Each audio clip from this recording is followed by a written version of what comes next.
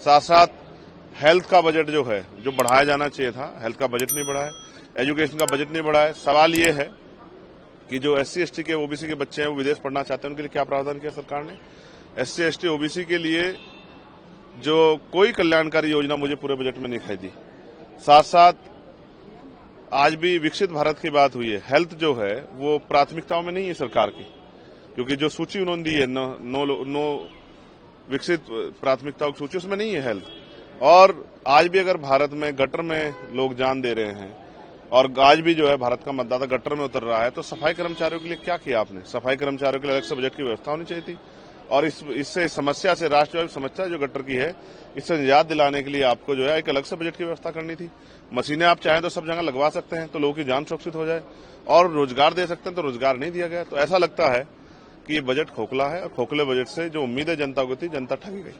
अब यूपी से बिलोंग करते हैं, बिहार और आंध्र प्रदेश के बारे में बहुत सारे अनाउंसमेंट किए गए, यूपी को क्या मिला? मुझे लग रहा है सरकार अपनी सरकार बचाने के लिए जो है उन्होंने एड़ी चोटी का जोड़ लगाया है, जबकि जिन लोगों के लिए जोड़ लगाया है, मैं उन प्रदेशों के लोगों को तो धन्यवाद, उनके लिए तो मंगल कामनाएं करता हूं, लेकिन जिनके वजह से लगाया उनका भरोसा नहीं कि कब वो फिसल जाए। तो ऐसा लगता है जैसे पूरा बजट सरकार बचाने के लिए। यूपी में बताइए क्या दिया है, केरल में बताइए क्या दिया है, पंजाब में बताइए क्या दिया है, बंगाल में क्या दिया है। तो ऐसा लग रहा है कि सिर्फ भाजपा डर में है और वो सरकार बचाने के लिए अपनी कमजोर जो है वो सदन में महसूस हो रही है। बजट में भी उनकी कमजोरी देखी गई। इसमें मिडिल क्लास को एम्पावर करने की तो कोई बात ही नहीं है। सच्चाई ये है कि ये बजट लोक लुभावन कानों को अच्छा लग सकता है, लेकिन इसमें मिडिल क्लास के लिए कुछ भी नहीं है। ये अपने दोस्तों और अपनी बैसाखी को बचाने का बजट है, इससे ज्यादा कुछ भी नहीं। यूथ को ज्यादा से ज्यादा एम्प्लॉयमेंट मिलेंगे, इस तरह की बातें भी की गई है क्या? एक यही पॉइंट है जो उन्होंने कांग्रेस के मैनिफेस्टो से उठाया है, लेकिन उसको भी सही से इम्प्लीमेंट करने की बात नहीं की है। आप ओवरऑल बजट को कैसे देखते हैं? सरकारी बजट है, जनता का बजट नहीं है ये। प्रधानमंत्री तो हमेशा बातें करते हैं, 10 साल से प्रधानमंत्री बजट पर बात कर रहे हैं, लेकिन बजट से आम जनता को क्या मिला 10 साल में? किसान, बेरोजगार, युवा, स्टूडेंट्स, बड़ी बड़ी बातें तो होती है। इस देश में बड़ी बड़ी शादियां होती है और बजट पर बड़ी बड़ी बातें होती है। तो आप खुश नहीं है बजट से? देखिए, बजट तो पहले एक राज्य के लिए बनाया जाता था, गुजरात, अब और 2 राज्य उसमें जुड़ गए हैं। कौन से 2 राज्य से? और सरकार बचाने के लिए प्रधानमंत्री को ये करना जरूरी है।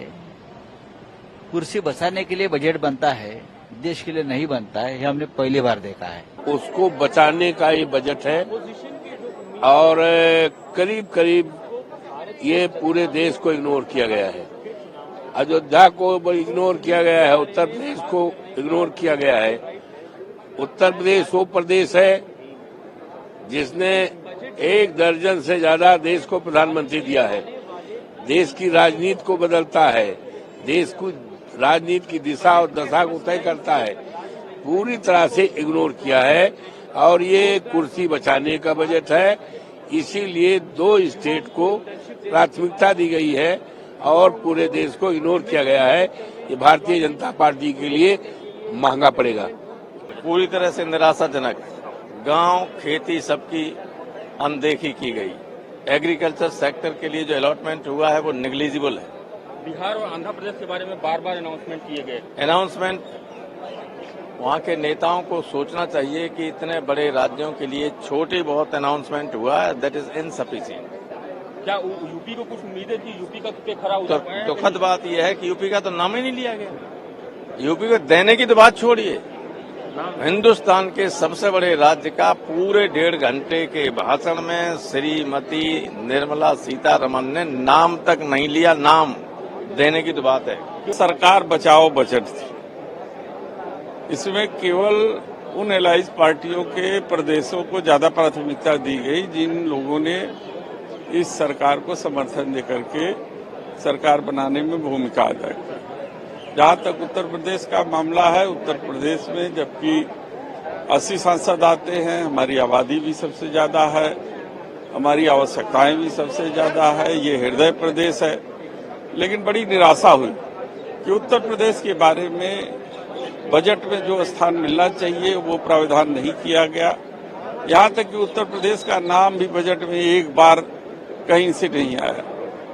हमारा कृषि प्रधान देश है, किसानों के लिए क्या व्यवस्था है, किसानों से जुड़ी समस्याओं के लिए क्या व्यवस्था है, उनके सिंचाई, बिजली, घर, ये सारी चीजों के लिए प्रधानमंत्री का जो है गृह प्रदेश है एक तरीके से, जहां से वो चुनाव जीत करके आते हैं। लेकिन उत्तर प्रदेश का स्थान बजट में न होना ये निराशाजनक बजट था।